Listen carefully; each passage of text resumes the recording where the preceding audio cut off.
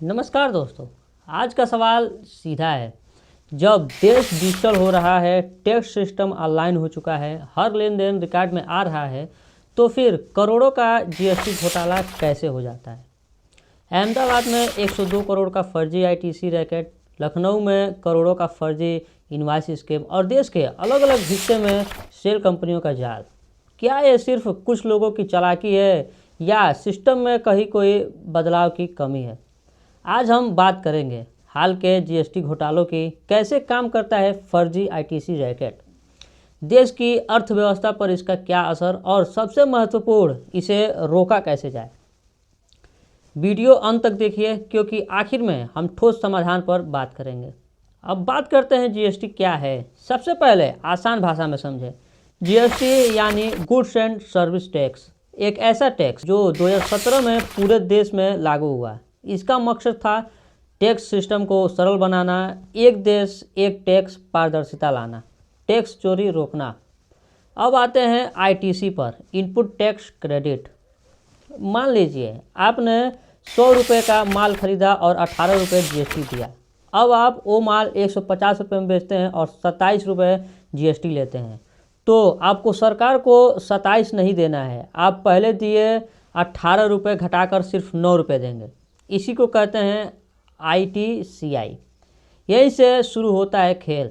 हाल ही में अहमदाबाद में एक बड़ा रैकेट पकड़ा गया। आइए मुख्य बातों पे नज़र डालते हैं। 23 फर्जी कंपनियां बनाई गई, 545 करोड़ रुपए के फर्जी बिल जारी किए गए, लगभग 102 करोड़ रुपए का फर्जी आईटीसी क्लेम। अब क्या हुआ?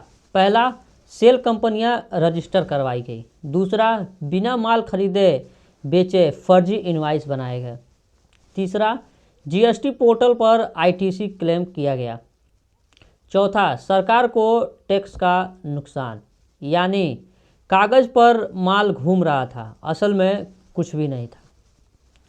लखनऊ में भी एक मामला सामने आया जहां पे 15 से ज़्यादा फर्जी कंपनियां आधार, पैन, गरीब लोगों के नाम पर, नकली ई-वे बिल, करोड़ों का आईटीसी क्लेम।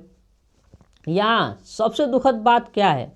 गरीब लोगों के डॉक्यूमेंट्स इस्तेमाल कर उन्हें एक कानून जोखिम में डाल दिया जाता है।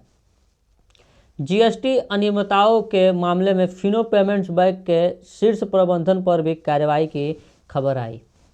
इससे क्या संदेश गया कि अब सिर्फ छोटे व्यापारी ही नहीं, कॉरपोरेट सेक्टर भी जांच के दायरे में है। जब 100 करोड़ का आईटीसी फर्जी क्लेम होता है तो नुकसान सिर्फ सरकार का नहीं होता है, नुकसान होता है सड़क निर्माण बजट, स्कूलों का फंड, अस्पतालों की सुविधा और ग्रामीण विकास पर। आखिर टैक्स का पैसा जाता कहाँ है? इस बात को हम लोग जानते हैं। जनता के विकास में जाता है। जब टैक्स चोरी होती है तो ईमानदार टैक्स फोर्स पर बोझ बढ़ता है। आखिर यह घोटाले होते क्यों हैं? आइए इस बात को समझते हैं हम लोग। पहला पॉइंट है, सेल कंपनियां बनाना आसान है। दूसरा, दस्तावेजों का दुरुपयोग हो रहा है। तीसरा, डिजिटल सिस्टम में लूप होल है। चौथा, भ्रष्ट नेटवर्क। पांचवा है, कम सजा का डर।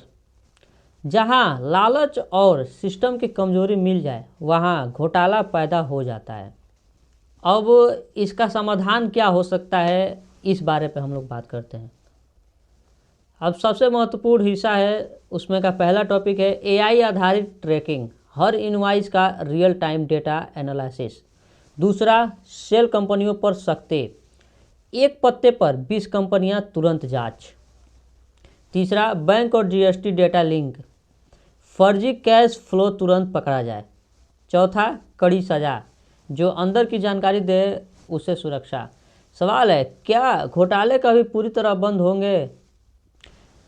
पूरी तरह शायद नहीं, कम हो सकते हैं, बिल्कुल।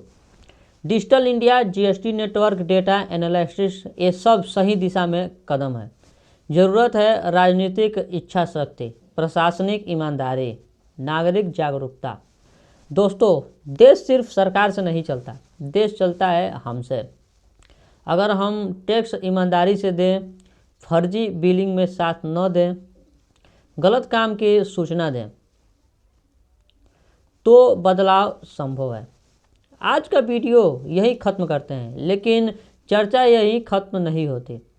आप कमेंट में बताइए, क्या जीएसटी सिस्टम और मजबूत होना चाहिए या कानून पहले से ही काफ़ी है।